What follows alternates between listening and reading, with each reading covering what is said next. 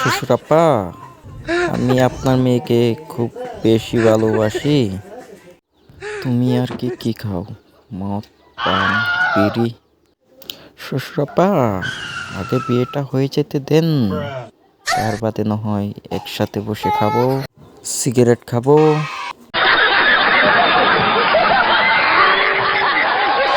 অঞ্জলি, এটা এটারে তুই পছন্দ করস যে নাকি আমার লগে বইয়া সিগারেট খাইতে চাই? আগে আপনি বাথরুম থেকে বিড়ি টুকায়া খাননি?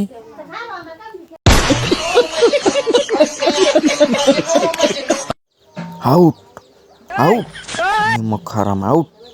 আগে কি তোমার বাপে বিড়ি টুকায়া খায়নি?